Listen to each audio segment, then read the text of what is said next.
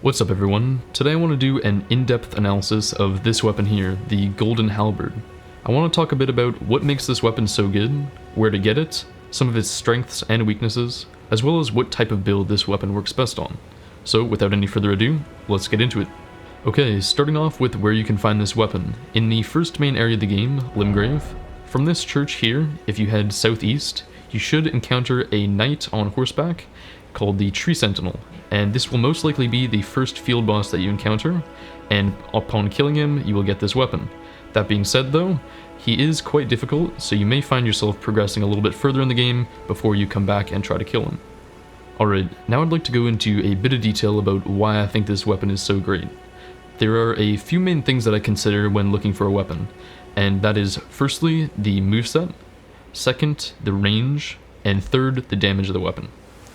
The first and most important part of a weapon in my opinion is the moveset, and my reason being is that if a weapon's moveset is just too slow or does not have enough options for mix-ups or variability, then it doesn't matter how much damage that weapon might do. If a player is just too easily able to avoid it and they're never going to get hit, then it renders the weapon completely useless. A few of the things that I really like about this weapon's moveset include its jump attack, which is a wide, sweeping sort of attack like this that covers almost 180 degrees in front of you, and this is really good for controlling hordes of enemies, whether that be in PvE or in a PvP setting.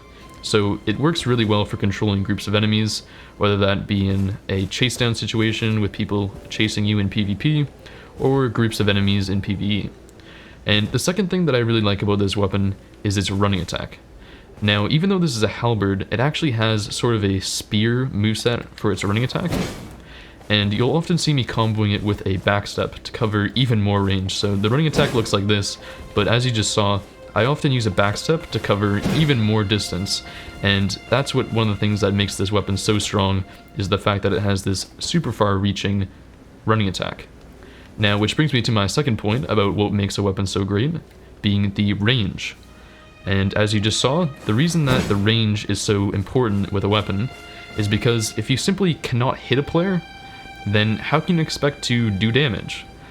So in order to fully illustrate my point and explain why range is more important than damage in my opinion, I'd like to give an example from a previous Souls game, being Dark Souls 3.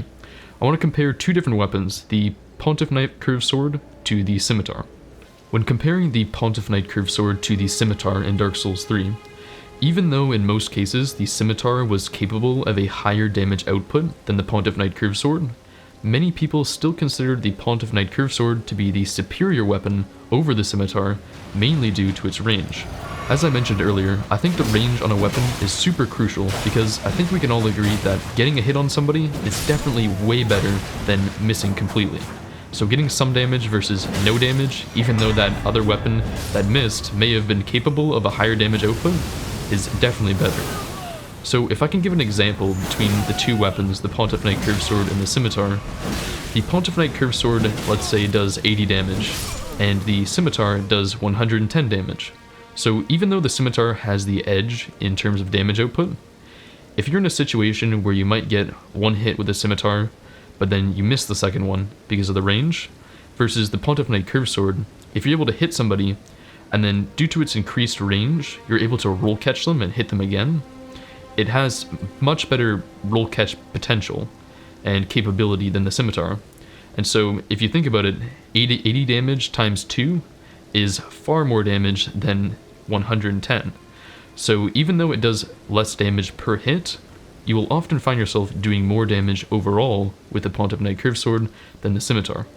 Now for my final attribute of a weapon, of course we have the damage, because without good damage, no matter how many times you're able to hit somebody and roll catch them, if you're doing next to no damage, then the chances are a weapon that you're able to connect one hit with will still outclass that weapon if it just does no damage. So each of these things are very important for a weapon, but a perfect balance of all three is what really makes a great weapon. Moving on to what build this weapon is most effective on. So coming into my menu here and bringing up the detailed version by hitting the right stick, we can see we have attribute scaling. Now, we have Strength, Dexterity, Faith, Intelligence, and Arcane listed here.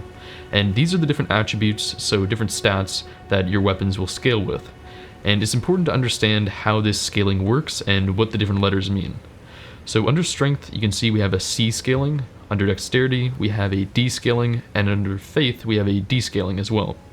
The options for these different letters next to the attributes range from A to E, with A being the best and E being the worst, and also an S scaling, which is even greater than an A scaling. So for this weapon here, you can see it scales with Strength, Dexterity, and Faith, which means if you were to put any points into Intelligence or Arcane, that would have no impact on the damage output of this weapon. Therefore, if we're wanting to optimize a build for this weapon, we'd want a good mix of Strength, Dexterity, and Faith, with Strength being the most important stat to invest in. On this build here, you can see I have 42 Strength, 21 Dexterity, and 38 Faith. Now this build is not quite complete yet, but this is what I'm using at the moment. Now to finish things off, I thought I'd do a few invasions so you all can see this weapon in action. Alright, for our first invasion here, looks like we're in the capital. Let's see where this guy's at. Okay, looks like he's in this direction, and he's making his way up the tree branches here. Okay. We will make our way over to him. See him fighting these enemies over here, so maybe we can step in and get a quick kill. Does he have a teammate with him? Looks like no. Oh. Or was that his teammate just falling off the edge there? I don't know. It might have just been an enemy's body. He may have used the tongue item to lure in invaders, so I don't think you can be invaded when you're a solo host without using that item. So either he has a teammate somewhere, or he did use that item. Okay, coming in hot with a running attack there. Ooh, tried the counter.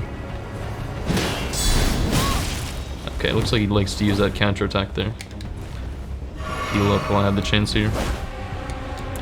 Maybe throw in a couple jumping attacks to mix things up here.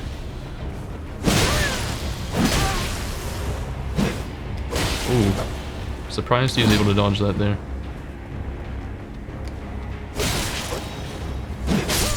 Nice, GG man. Thought I was gonna catch him on the roll attack, but actually no need. He just didn't dodge at all. I thought I'd try to switch it up and invade in a more open location for our next invasion here. I think that's a little bit more advantageous for an invader to be in an open area. And our host is just down here, it looks like, along with a teammate this time, it seems. I believe I see 2 people there. Oh, 3 people. 3 people, so 2 teammates. Okay. Although this area is maybe not the best to do a 3v1. We'll see. Okay. Let's dodge that. I'll kind of just try to take what they can give me here. That's got a lot of range on it.